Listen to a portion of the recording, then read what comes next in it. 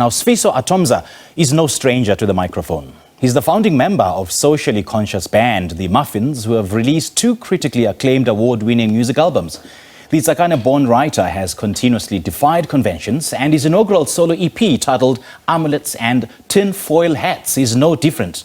The producer, consumer and publisher of the arts joins us now in studio to take us through his latest projects. Sfiso Atomza, great chatting to you, man. Thank you so much for joining us. Welcome. Well, thanks for having me here, brother. Good stuff, man. How have you been? We've been well, you know. I'm a family man now, so like I think it's tiring. Yeah. I had a gig last night as well, you know, with the Muffinz, and so I came back almost early hours of the morning. Jeez, so I had to man. wake up and be here as well. And but you had to honor us with your presence. Yes, that of course, you know. So I'm grateful to be here. Right. Otherwise I wouldn't have woken up, you know. Like, yeah.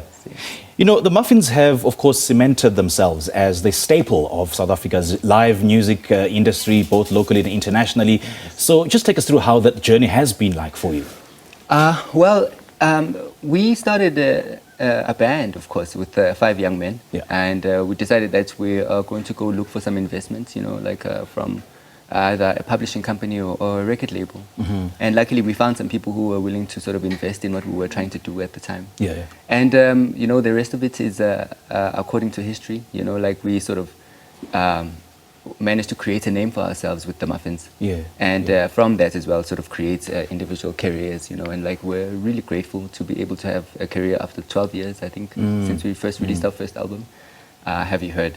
And so, you know, like, it's been a nice process of discovery, quite challenging as well, you know, but like, you know, challenges sort of force you sometimes to like always look for solutions, you know, and so like we're incredibly grateful to have had the opportunity to like make music and sort of share that music and a little bit of our lives with the audiences. And having started 12 years ago as a band, just looking back, I'm sure you had a certain mission in mind for having started this band. Just looking back, are you at all happy with the fact that you've achieved whatever you've achieved when you set out to form this band? I mean, and also considering the evolution of music here in South Africa, are you still on course?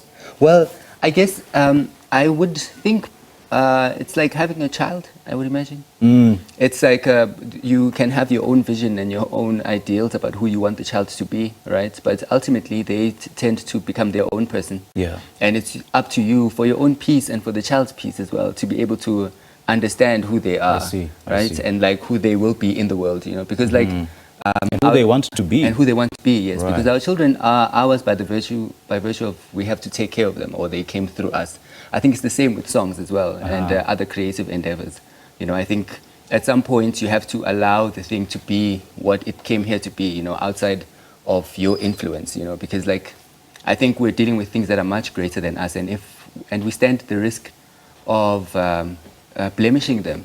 You know, if we impose too much of ourselves on the thing, you know, and impose too much of like our own ideals on the thing, when the thing is there, you know, and it presents, I think what is important is the ability for us to live around it and like understand the main vision and like adjust accordingly. You know, in basketball they call it pivoting or whatever, you know, so like the ability to sort of change when the need comes. You know, so when you speak of adjusting accordingly, are you also referring to adjusting the genre or the direction that your genre is taking? You know what? Very interesting question you asked now, because I'm actually here to talk about a certain project where I sort of pivoted away from what I'm normally known for, right? But South Africa is experiencing a boom in like dance music. Of course, Tyler just won a Grammy Award, right?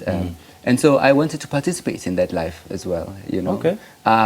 I was privileged enough to be able to have worked and qualified for a grant from SABC, you know, to create some music. Okay.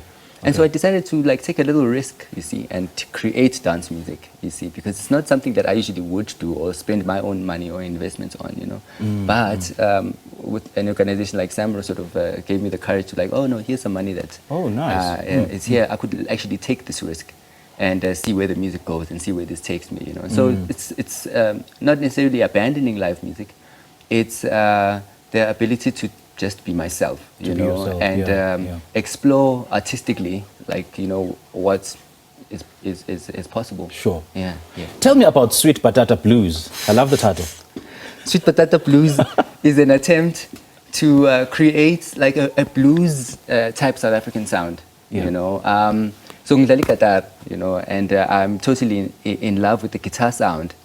I'm more of a songwriter than I am a guitarist, you know. So I'm using sort of the material, Sweet Patata Blues, and the other second-hand material to sort of get myself into playing a bit more guitar, you see. And so it's a love song, you know, Sweet Patata Blues, you know, because it's like patata is my favorite vegetable.